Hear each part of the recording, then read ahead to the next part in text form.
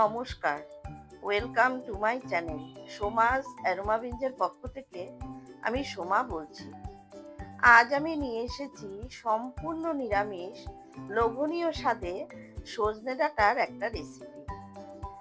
আমি জানি অনেকের বাড়িতেই এই রান্নাটা হয়ে থাকে, এক একজন এক এক রকম ভাবে এই রান্নাটা করেন।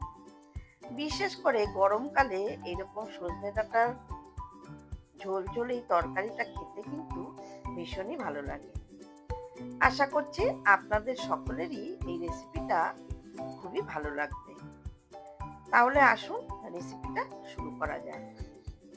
রেসিপিটা বানানোর জন্য আমি এখানে কিছু সবজি কেটে নিয়েছি বেগুন, শিম, মিষ্টি কুমড়ো, নর্মাল আলু যেটা আমরা রোজ ব্যবহার করি, আর হচ্ছে মিষ্টি আলু, আর নিয়েছি সজনে ডাঁটা। সমস্ত সবজিগুলো আমি কেটে ভালো করে ধুয়ে নিয়েছি। আর সবজির পরিমাণটা আমি এখানে বললাম না, আপনাদের যতটা পরিমাণে সবজি লাগবে সেই পরিমাণে আপনারা সবজিটা ব্যবহার করবেন।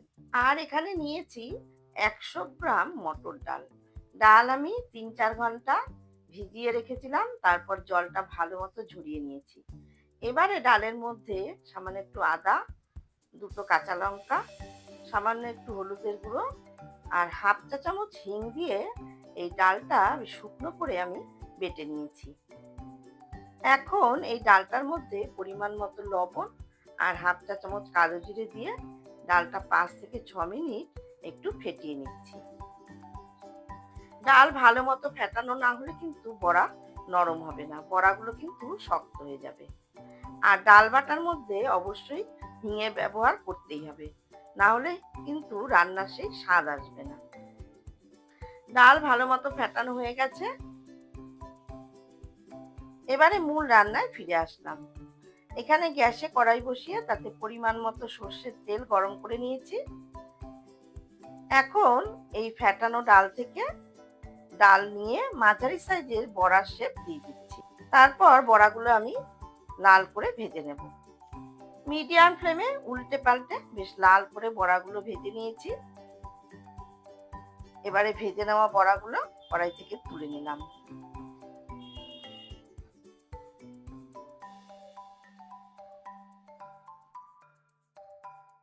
অন্যদিকে একটা বাটিতে নিয়ে নিচ্ছি 1/4 টিস্পুন হলুদের গুঁড়ো, হাফ টিস্পুন জিরের গুঁড়ো, হাফ টিস্পুন ধনের গুঁড়ো, 1/4 টিস্পুন কাশ্মীরি লঙ্কার গুঁড়ো, 1/4 টিস্পুন আদা বাটা আর হাফ টিস্পুন কাঁচা লঙ্কা বাটা। এবারে অল্প জল দিয়ে সমস্ত মশলাগুলো গুলে একটা পেস্ট মতো তৈরি করে রেখে দিলাম। এখন বড়া ভাজার পরে যে তেলটা আছে তার মধ্যে দিয়ে দিচ্ছি 2টো শুকনো লঙ্কা, একটা তেজপাতা ছিঁড়ে এর মধ্যে দিয়ে দিলাম, আর দিলাম হাফ টিস্পুন পাঁচফোড়ন।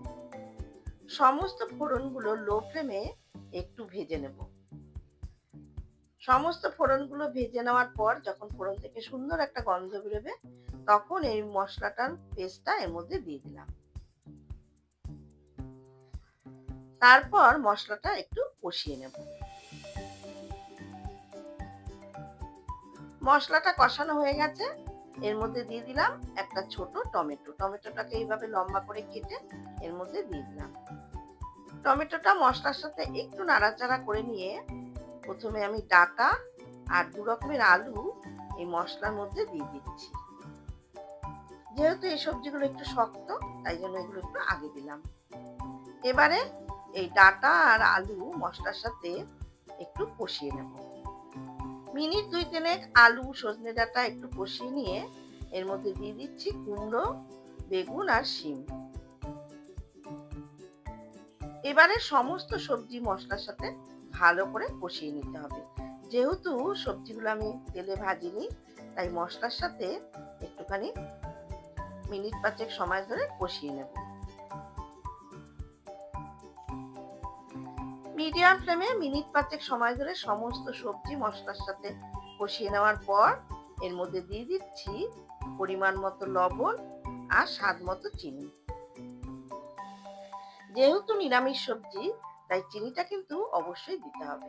তা না হলে কিন্তু সবজির স্বাদ একদমই ভালো হবে না। লবণ আর চিনি সবজির সাথে ভালো করে মিশিয়ে নিয়ে ঢাকা দিয়ে লো টু মিডিয়াম হিটে 5 থেকে 6 মিনিট সবজিটা ভালো মতো মুছতে দেব। 5-6 মিনিট পর ঢাকা ওপেন করে দিলাম। দেখুন সবজি কিন্তু অনেকটাই মজে গেছে।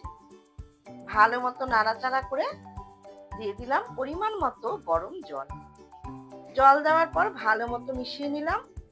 যেহেতু একটু ঝোল ঝোল থাকবে তরকারিটা, তাই জলের পরিমাণটা একটু বেশি দিতে হবে। আর বড়া দেবো, বড়াতেও ঝোল অনেকটাই টেনে যাবে, কাজে সেই বুঝে জলটা দিতে হবে।